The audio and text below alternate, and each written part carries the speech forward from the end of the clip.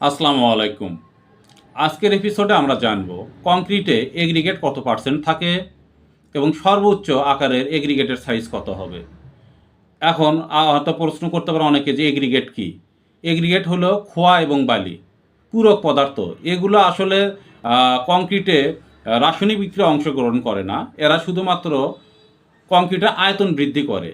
এখন শোনেন, আমি এই ভিডিওগুলো তৈরি করে থাকি সাধারণ মানুষের জন্য। এই জন্য আমাকে সমস্ত কথা ভেঙে ভেঙে বলতে হয়। অনেক ইঞ্জিনিয়ার ভাই বলতে পারেন যে ভাই এত ভেঙে বলেন কেন? ভাই আপনি ইঞ্জিনিয়ার, আপনি তো সব জানেনই। আপনার জন্য না, আমি হয়তো বা যারা বোঝে না তাদের জন্য এত কথা বলতে হয় আর কি। তো আপনারা কিছু মনে করবেন না আর কি।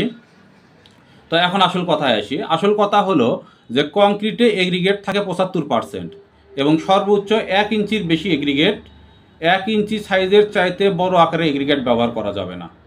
তো আশা করি আপনাদের মানে এগ্রিগেট সম্পর্কে একটা ধারণা দিতে পেরেছি। তো আপনারা ভালো থাকবেন, সুস্থ থাকবেন, আমার জন্য দোয়া করবেন। আসসালামু আলাইকুম।